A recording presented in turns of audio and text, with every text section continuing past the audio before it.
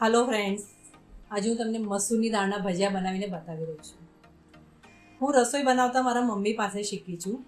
આ મસૂરની દાળના ભજીયા મારી મમ્મીની સ્પેશિયાલિટી છે। તમને કહું, આ મસૂરની દાળના ભજીયા મારા પપ્પાને અને મારા ઘરમાં બધાને એટલા ભાવતા હતા ને કે અમે જ્યારે બનાવીએ ને તો બધા તૂટી પડતા હતા।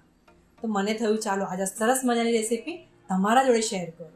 અને મને ખાતરી છે મિત્રો, આ મસૂરની દાળના ભજીયા તમારા ઘરમાં પણ નક્કી ભાવશે। મિત્રો, આવી સરસ મજાની અવનવી રેસીપી હું ગુજરાતી રસોઈ ચેનલ ઉપર તમારા માટે અપલોડ કરતી હોઉં છું। દર વખતે તમને યાદ કરાવતી જ હોઉં છું। આજે ફરીથી યાદ કરાવું છું। તમને જો આવી રેસીપીઝ જોવી હોય ને મિત્રો, તો આપણા ગુજરાતી રસોઈ ચેનલ સબસ્ક્રાઈબ કરજો અને બાજુમાં આપેલા બેલ આઇકોનને પણ ક્લિક કરો। એટલે હું જ્યારે પણ આવી રેસીપીઝ નાખું તેના નોટિફિકેશન સૌપ્રથમ તમારા પાસે આવશે। મિત્રો, આ મસૂરની દાળના ભજીયા બનાવવા માટે આપણે 2 કપ મસૂરની દાળને સારા પાણીથી ધોઈને 3 થી 4 કલાક માટે પાણીમાં પલાળી રાખીશું। આપણી દાળ ફૂલીને તૈયાર થઈ જશે। હવે મિક્સરના કપમાં 8 થી 10 લસણની કળીઓ નાખીશું। 1 થી 1.5 ઇંચ આદું નાખીશું। જો તમે થોડું સ્પાઇસી પસંદ કરતા હોય તો 1-2 લીલા મરચાં પણ નાખી શકો છો। પલાળેલી મસૂરની દાળને આપણે પાણી નિતારીને કપમાં નાખીશું। મિત્રો, આ દાળ ગ્રાઇન્ડ કરતી વખતે આપણે 2 થી 3 ચમચા જેટલું જ પાણી નાખીશું। તમારે આ ખીરું વધારે પાતળું નથી કરવાનું। હવે આ મસૂરની દાળને ગ્રાઇન્ડ કરીને એક બાઉલમાં કાઢી લઈશું। હવે આપણે એમાં 1/2 ટીસ્પૂન હળદર નાખીશું।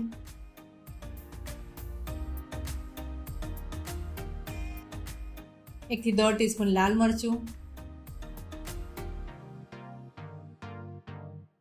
1 ટીસ્પૂન ધાણા જીરું, સ્વાદ પ્રમાણે થોડું મીઠું નાખીશું।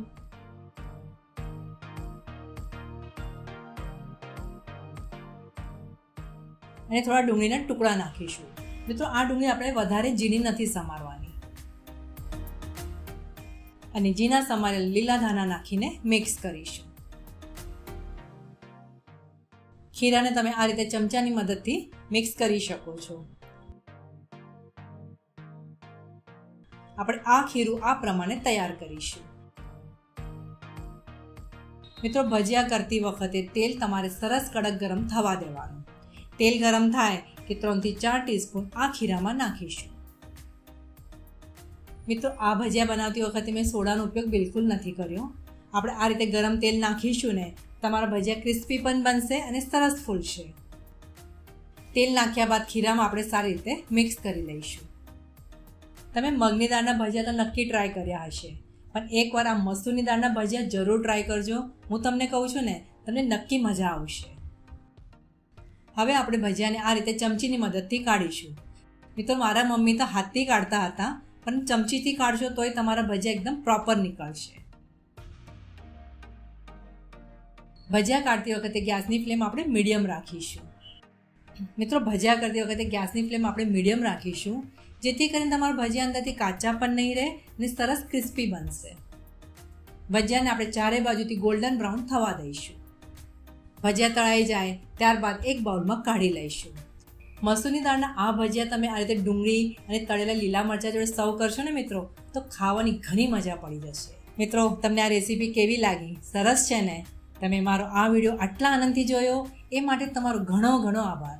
આવતા વિડીયોમાં નવી રેસીપી સાથે ફરીથી મળીશું। ત્યાં સુધી સરસ ખાઓ, સ્વસ્થ રહો અને ગુજરાતી રસોઈ જોતા રહેશો।